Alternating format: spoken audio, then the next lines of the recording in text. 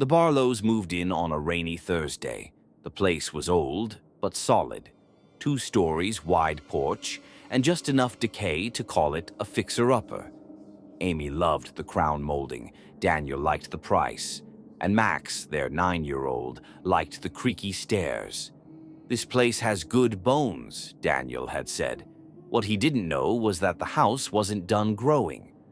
On the first night, Max came downstairs in his socks, holding his sketchbook. "I found a purple room," he said. Amy looked up from unpacking dishes. "You mean the bathroom?" "No, it had no sink, just a beanbag and stars on the ceiling. I think it was for a kid." She smiled. "Where was it?" He paused. "Behind the hallway." Daniel laughed. "Behind the hallway," Max shrugged. "It's not there anymore." They chalked it up to Newhouse imagination. But the next morning, Amy found a folded blanket in the laundry room, lavender-colored, child-sized, soft as silk. Neither she nor Daniel had unpacked any blankets yet, and they hadn't brought anything lavender. She didn't mention it. But that night, she found herself staring at the hallway wall near the linen closet, tapping it, listening. There was nothing unusual, no extra door, no new space, just old drywall and silence.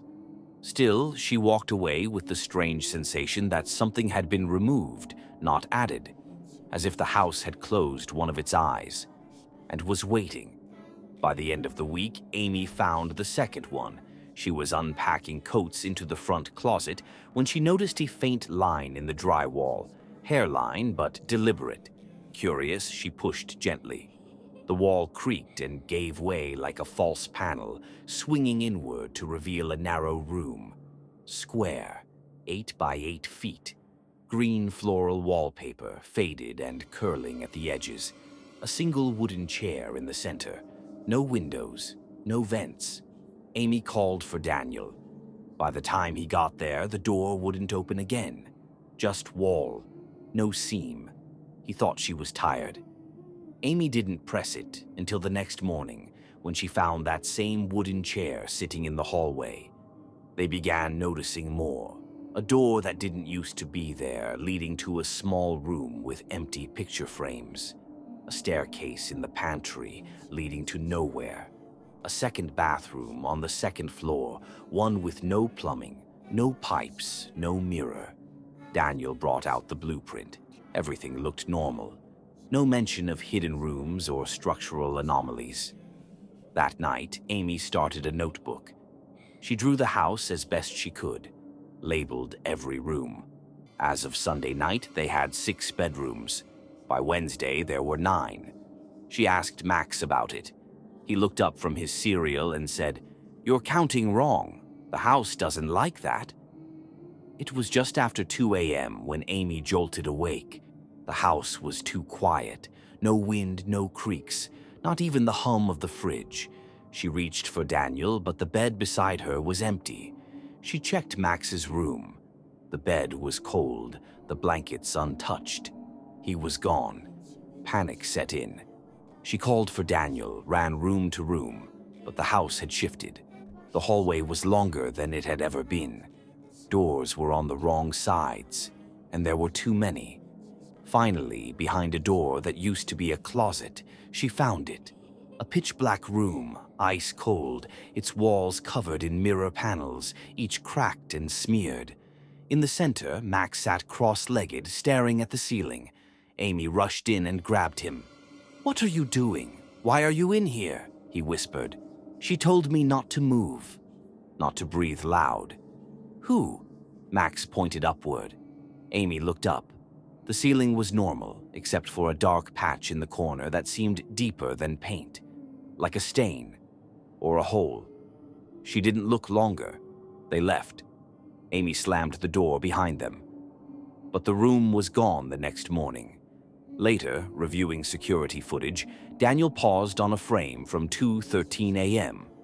In the hallway outside Max's room, the camera caught Amy and Max walking, but in the background, something stood in the darkness, tall, thin, staring at the wall, not moving, no reflection.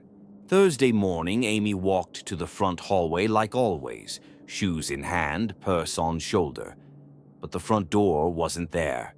In its place was just wall, seamless, no trim, no hinges, just painted drywall, as if no door had ever existed. She called for Daniel, her voice trembling. He came down, groggy, confused, until he saw it. His hand traced the space where the handle used to be. "It was right here," he said softly, like trying to convince himself. They checked every window. Outside was wrong. No driveway, no trees, just an endless hallway stretching in both directions. Same wallpaper, same light fixtures. Like the house had decided it didn't need the outside anymore. Max didn't seem surprised. He stood quietly by the staircase and whispered, "She told me this would happen if we didn't stop counting." Amy turned to him, startled. "Who told you that?" Max just shrugged. "The lady in the wall." Daniel started counting the bedrooms again. 13, not including the ones they couldn't find twice. Amy opened her notebook. Half the pages had changed, scrambled layouts, unfamiliar symbols, room names written in handwriting that wasn't hers. The kitchen clock was ticking louder. From the walls, she could hear faint whispering. Not words, just counting.